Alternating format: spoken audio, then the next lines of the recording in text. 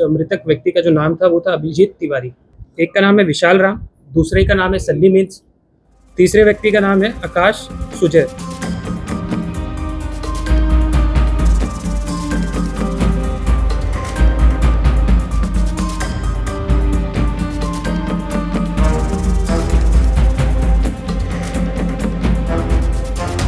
टाटी सिलवे थाना क्षेत्र अंतर्गत 19 अप्रैल 2026 को एक शव बरामद हुआ था। सिपाही नदी के किनारे एक मिलिट्री डेयरी फार्म है उसके पास से। जब पुलिस वहां पर पहुंची और उस शव का सत्यापन किया तो पता चला कि उस मृतक व्यक्ति का जो नाम था वो था अभिजीत तिवारी। क्योंकि घटना काफ़ी गंभीर थी तो इसको संज्ञान में लेते हुए वरीय पुलिस अधीक्षक महोदय द्वारा एक एसआईटी टीम का गठन किया गया था। उस एसआईटी टीम में डीएसपी हेडक्वार्टर 1 अमर कुमार पांडे थे, थाना प्रभारी टाटी सिलवे, थाना प्रभारी नामकुम और टाटी सिलवे थाना के अन्य पदाधिकारी मौजूद थे। जब इस एसआईटी टीम के द्वारा जगह जगह पर छापेमारी की गई और जितने भी तकनीकी साक्ष्य हैं और भौतिक रूप से सत्यापन किया गया चीज़ों का, तो 3 व्यक्तियों को हम लोगों ने हिरासत में लिया, जिनके नाम हैं, एक का नाम है विशाल राम, दूसरे का नाम है सन्नी मीन्स, तीसरे व्यक्ति का नाम है आकाश सुजय। जब इन लोगों से पूछताछ की गई तो पूछताछ के उपरांत इन लोगों के द्वारा बताया गया कि जो मृतक व्यक्ति हैं अभिजीत तिवारी, उनकी जो हत्या की गई थी इन लोग के द्वारा की गई थी। जो कारण इन लोग के द्वारा बताया गया वह यह था कि नामकुम थाना क्षेत्र के अंतर्गत एक जोरार स्थित बंधवा ग्राउंड है, तो 18 तारीख की देर रात्रि ये लोग वहाँ पर बैठ के शराब का सेवन कर रहे थे। उसी समय अभिजीत तिवारी वहाँ पर आता है और वहाँ पर आने के बाद इनसे शराब की मांग करता है। और आपको बताते चलें कि जो अभिजीत तिवारी हैं, जो मृतक हैं, वो ऑलरेडी जो आकाश सुजय हैं उनको जानते थे, तो उनसे शराब की मांग की, तो शराब उनके द्वारा दी गई और उसके बाद सेवन भी किया गया। इसी बीच में आकाश सुजय और जो मृतक हैं अभिजीत तिवारी, इनका पुराने से कुछ विवाद चल रहा था, उसी को लेके इनके बीच में बहसा-बहसी स्टार्ट हो गई दोबारा। और जो आकाश सुजय हैं उन्होंने बोला कि इस बार हम तुमको नहीं छोड़ेंगे, और उसके बाद टोटल वहाँ पे 4 व्यक्ति थे। 4 में से एक व्यक्ति अभी भी फरार है, जिसको हम लोग अभी तक पकड़ नहीं पाए हैं, पर जल्दी ही उसकी भी गिरफ्तारी कर ली जाएगी।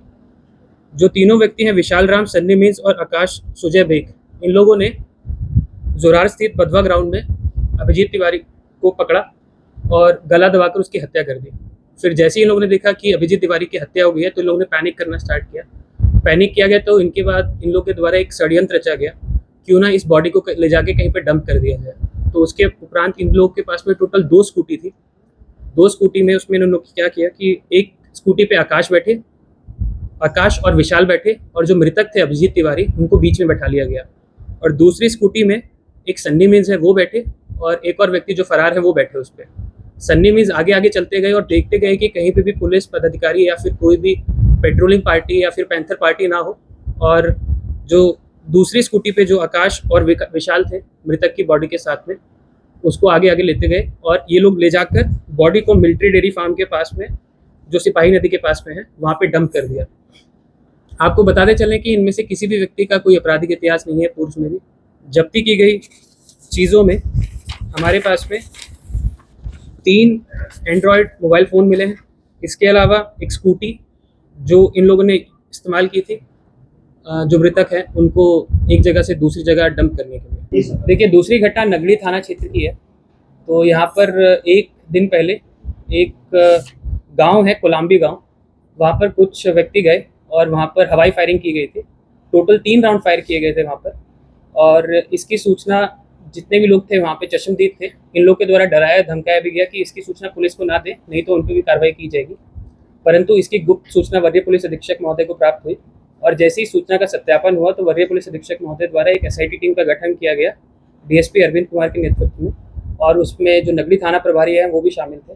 जब इस एसआईटी टीम के द्वारा जगह जगह पर जाकर छापेमारी की गई और सूचनाओं का सत्यापन किया गया, उसके पश्चात एक व्यक्ति जिनका नाम है अनूप कुमार, उनको हिरासत में लिया गया, और हिरासत में लेने के बाद उनसे पूछताछ की गई। तो पूछताछ के उपरांत उनके द्वारा बताया गया कि उनके द्वारा ही वहाँ पे एक जो गांव है कोलंबी गांव, वहाँ पे ज़मीन संबंधी विवाद को लेकर उनके द्वारा फायरिंग की गई थी। टोटल 3 राउंड फायर किए गए थे। जब इनसे पूछा गया कि जो हथियार हैं वो इन्होंने कहाँ पर छुपा कर रखे हैं, तो इनके द्वारा बताया गया कि इनके 2 दोस्त हैं, एक का नाम है रमेश गोप, दूसरे का नाम है प्रताप गोप। और जब इन दोनों के घर पे छापेमारी की गई तो दोनों हथियार, 2 पिस्टल हम लोगों ने बरामद किए हैं, जिसपे एक पिस्टल पे लिखा हुआ है मेड इन यूएसए, दूसरे पिस्टल पे लिखा हुआ है मेड इन वी। और टोटल 13 जिंदा कारतूस हम लोगों ने बरामद किए हैं और 3 खोखे जो इन्होंने फायरिंग की थी घटनास्थल पर जाकर। और इनमें से भी किसी भी व्यक्ति का पूर्व से आपराधिक इतिहास नहीं है। इनसे जब हम लोगों ने और गहनता से पूछताछ की तो कुछ चीज़ें हमारे मतलब सामने आई हैं। उसमें सबसे इम्पोर्टेंट चीज़ है कि ये लोग भू माफिया के रूप में काम करते हैं और जो भी अवैध कब्जा कराना होता है किसी भी व्यक्ति को, तो उसको लेके ये लोग बहुत ही ज़्यादा सक्रिय रहते हैं। ये घटना भी उसी के मामले को लेकर हुई थी। ये लोग उस घटनास्थल पर गए और जिस व्यक्ति की ओरिजिनली ये ज़मीन है उसे डराना या धमकाने का प्रयास किया जा रहा था कि जिस व्यक्ति को हम चाहते हैं कि आप ज़मीन बेचें उसी को व्यक्ति को आप ज़मीन बेचिएगा, अदरवाइज़ आपके साथ में कुछ भी अप्रिय घटना की जा सकती है। तो अगर इन लोग की अरेस्टिंग नहीं होती तो किसी भी समय ये लोग कोई ना कोई अप्रिय घटना कहीं पर भी कर सकते थे। रही इन लोगों के आपराधिक इतिहास की बात, इसमें से किसी भी व्यक्ति का कोई आपराधिक इतिहास पूर्ण नहीं रहा।